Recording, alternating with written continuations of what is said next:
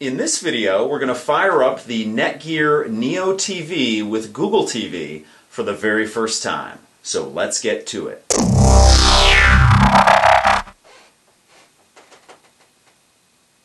So here we go. You see the Netgear splash screen. I just plugged this device in, and we have a little animation going on here.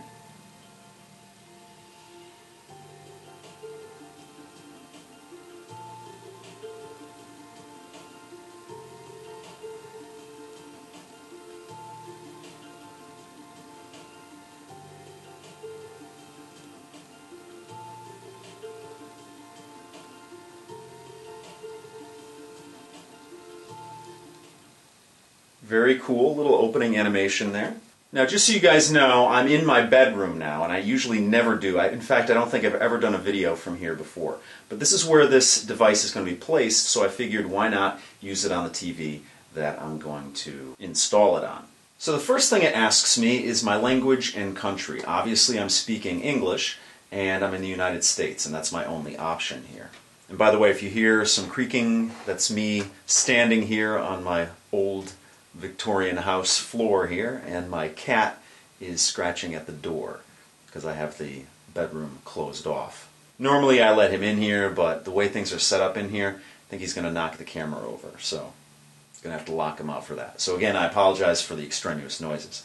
So on the remote here, I'm just going to try and hit next there, and I think I'm actually going to turn up the volume on this because I don't know if you're able to hear.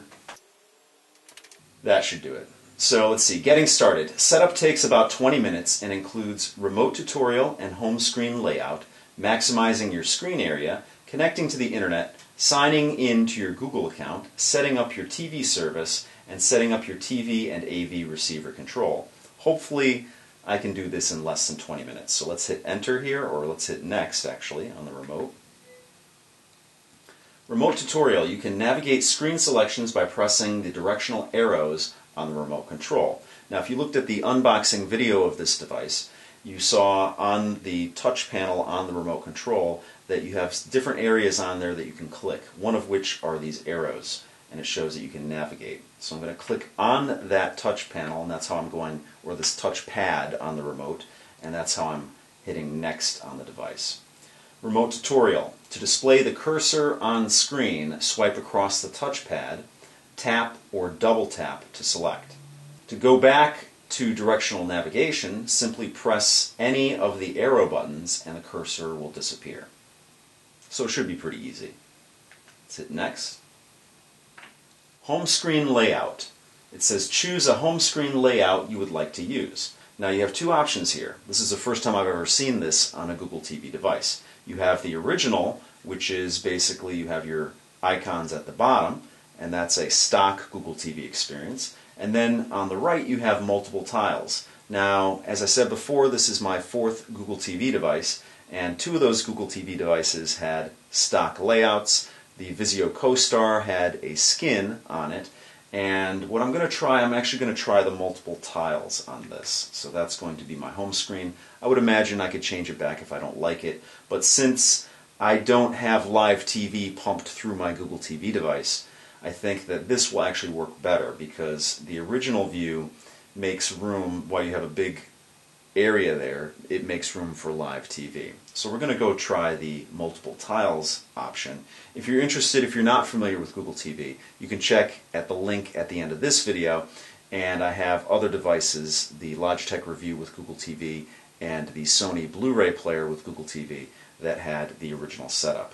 So let me click on multiple tiles here, and now we're going to size the screen. Maximize your screen area. In 4 steps, you'll push each side of the Google TV screen to just barely cover the edge of your TV screen. So let's do that. Press up, and let's get rid of this blue, and hit next, and then press right. Basically, you just want none of that blue or whatever color it is. Let's go down.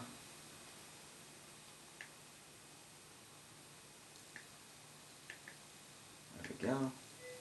One left to go.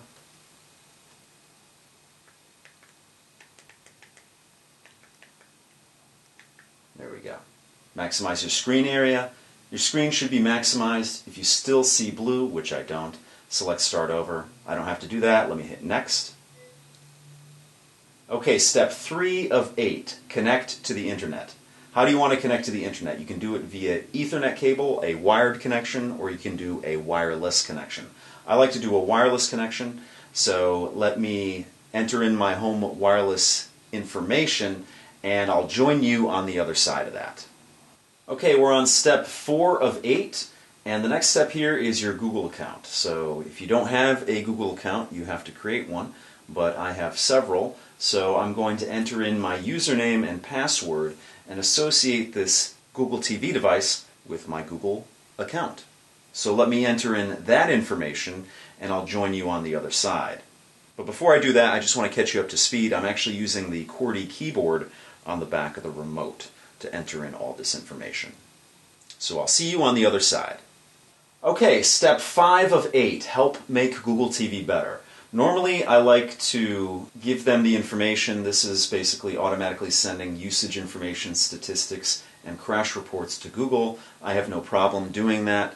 If you have a problem, you don't have to click it, but I generally do click this on any device I do get. So click on that and let's hit Next. Step number 6 of 8, enter zip code. Please provide your zip code so that you can receive accurate programming information. Let me enter in my zip code and I'll join you on the other side of that. Okay, we're almost there. Step 7 of 8, set up TV service. How do you watch TV? I have cable, satellite, or other TV service with a set-top box. I do not have a TV service. Well, in this case, I have a unique setup. I do have Comcast, and I do have one of their little boxes up here, which I'm actually going to be getting rid of, and I'm going to be using a Windows Media Center extender up here, and that way I'm going to actually be able to get live TV in my bedroom and get more channels than that little box that Comcast gives me, because I'm basically just streaming from my main box, my main Windows machine that has a cable card in it. But bottom line, for this video's purposes, I'm not going to be able to use the HDMI pass-through where you can actually control your cable box with this Google TV device. And like I said, I've had 4 Google TV devices before, and I've never been able to try out this option just because I don't have a cable box with an HDMI output. So for the purpose of this, I'm going to have to select I do not have a TV service, even though I do, but I can't use it anyway because I don't have the HDMI pass-through on it. So I'm just going to click on this and hit Next. Set up TV control. Do you want to control your TV with same remote? And we're going to hit No on this. And go to step 8 of 8. Set up AV receiver control. Now I have done this in the past with previous Google TV devices and it works fine. In the case here in my bedroom, I don't have an AV receiver. This is my only TV in the house that does not have an AV receiver attached to it. So I'm just going to hit No here and we're going to move on. That's it. You can modify your configuration in settings, or you can just type settings in the search box. Please wait while we optimize your settings based on your selections. You will need to restart NeoTV Prime to complete the setup. You can modify your selections by navigating to System Settings. So I'm going to finish and restart.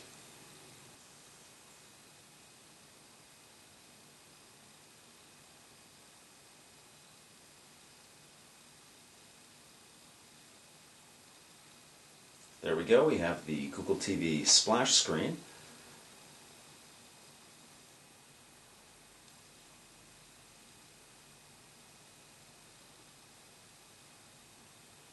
And here we go. Welcome. Welcome to the latest NeoTV Prime. Here's a quick tour. So I'm going to hit Next. Okay. Now it's going to walk us through the remote here. You have a home button. The home key gives you quick access to apps like YouTube, Netflix, and Chrome, no matter where you are on your Netgear NeoTV Prime. Hit Next. Prime Time. Prime Time is the best way to find out what's available on live TV and other services. Search Google TV. Press the search key to find TV shows, TV channels, movies, websites, and much more. Press the menu key to see the available options anywhere. Try it while watching TV or when browsing movies. Google Play Store. Get apps, games, movies, and music from the Google Play Store and make your TV what you want it to be. And that's it. So there we go. That is the Google TV interface on this device, and definitely actually reminiscent of Windows 8. So you have a lot of tiles here, which are your apps, and you can just jump to them. So that's going to do it for this video. In my next video, I'm going to give you a full rundown of the user interface and a review on this device.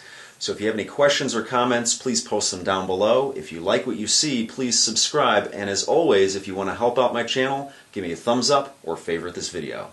So thanks so much for watching, and I'll see you guys next time.